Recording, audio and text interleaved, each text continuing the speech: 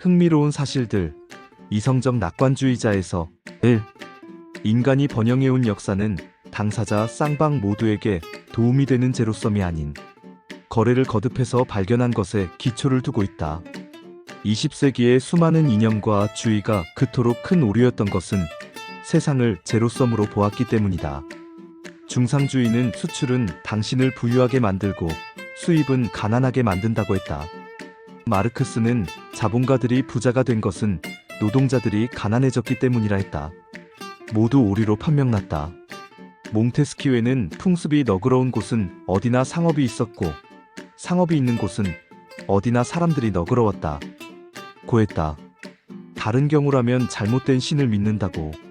서로 죽이려 했을 사람들이 런던의 거래소 개장에서 만났을 때는 서로를 정중하게 대했다. 사장 시스템은 악덕이기는커녕 이기주의를 완전히 고결한 어떤 것으로 바꾸어 놓은 무엇이다. 2. 무차별 폭력이 뉴스가 되는 것은 그런 일이 그토록 드물기 때문이다. 통상적인 호의가 뉴스가 되지 않는 것은 그것이 보편화되었다는 바로 그 이유 때문이다. 3. 경제학자들은 농업 인구가 줄어드는 데 대해 대경실색했다. 제조업으로는 부를 증가시킬 수 없다. 농업에서 산업으로 전환하면 국부가 줄어들 것이다. 라고 하면서 진정한 부를 생산하는 것은 농업뿐이다. 라고 했다. 또 20세기 후반 제조업 분야의 고용이 저하되자 제조업이야말로 중요 산업이며 서비스업으로 관심을 돌리는 것은 경솔하다는 것이었다. 모두 틀렸다. 비생산적인 고용 같은 것은 있을 수 없다. 당신이 제공하는 서비스를 사람들이 구매하려고 하는 한 그렇다. 오늘날 경제활동 인구 중 농업 종사자는 1%, 제조업 종사자는 24%다. 나머지 75%는 영화업, 요식업, 보험상담, 아로마 테라피 등에 종사한다. 4. 오늘날 군사 쿠데타 때문에 자유를 잃고 독재 통치를 받는 나라는 일반적으로 그 기간 동안 1인당 국민소득이 연평균 1.4%씩 줄어든다. 양차 대전 사이에 러시아, 독일, 일본이 독재국가로 변신하는데 1인당 국민소득의 감소가 기여했던 것과 같은 이치다. 5. 경제가 성장하려면 민주주의가 필요한가? 이 문제는 오늘날 많은 논쟁을 낳고 있다. 그렇지 않다는 것을 중국이 증명하고 있는 것처럼 보인다. 하지만 의심의 여지가 없는 일이 있다. 만일 경제 성장률이 제로로 떨어진다면 중국에서 더 많은 혁명이나 더 많은 탄압이 일어나게 될 것이다. 6. 시장의 번성이 문화를 풍요롭게 하고 정신을 자극한다는 점은 의심의 여지가 없다. 위대한 예술과 위대한 철학이 상업과 아무런 상관이 없다고 한다면 아리스토텔레스와 알콰리즈미가 사색할 여유 시간을 어떻게 가질 수 있었는지 물어보라. 피렌체, 피사, 베네치아를 방문해 미켈란젤로와 갈릴레오와 비발디가 받는 보수가 어디서 나온 것인지 알아보라. 암스테르담과 런던을 찾아가 누가 스피노자, 렘브란트, 뉴턴, 다윈에게 자금을 제공했는지 조사해보라. 상업과 교류가 번성하는 곳에서 창의성과 측은지심이 함께 꽃핀다. 7. 한반도의 남한은 1인당 국민소득이 북한의 15배에 이를 정도로 번영하고 있다. 이 같은 차이를 만드는 것은 통치 방식과 제도임이 명백하다. 8. 한 나라의 융성을 예측하게 해주는 지표는 경제적 자유다. 광물자원 부존량이나 교육제도, 사회 간접 자본보다 예측력이 높다.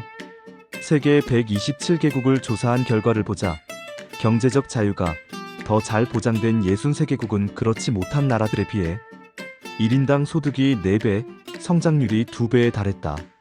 9.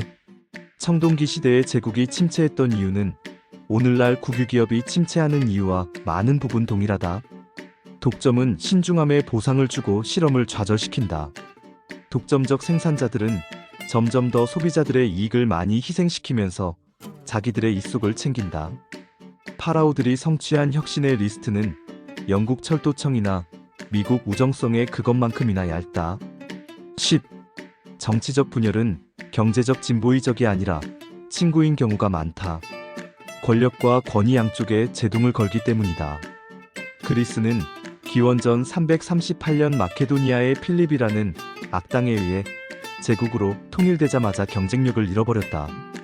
경제적 진보가 일어날 수 있는 곳은 민주적 도시국가뿐이라고 주장하는 것이 아니라 정부는 권력이 제한적이거나 다만 약탈 행위가 광범위하게 일어날 정도로 약해서는 안 된다. 공화제로 통치되거나 혹은 쪼개져 있는 편이 노동의 분업이 발전하는데 뭔가 유리하다는 점이다. 독점기관은 언제나 현실에 안주하고 침체하고 스스로에게 봉사하기 마련이다. 지난 1만 년간 인류가 치러온 위대한 전투는 독점에 대항하는 전투였다. 여기서 비틀즈의 레니비가 생각남. 11. 중국이 호시절을 보낸 것은 통일되지 않고 쪼개져 있을 때였다. 문화와 기술이 융성한 시기는 서기 220년 한 제국이 무너진 후의 삼국시대였다. 907년 말 당 제국이 무너지자 5대 10국은 서로 끊임없이 전쟁을 벌였다.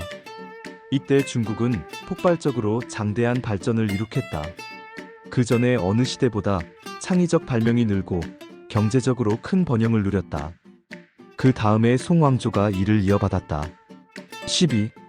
제국과 국가는 처음에는 좋은 존재였다가 나중에는 나쁜 존재로 변화하는 경향이 있다.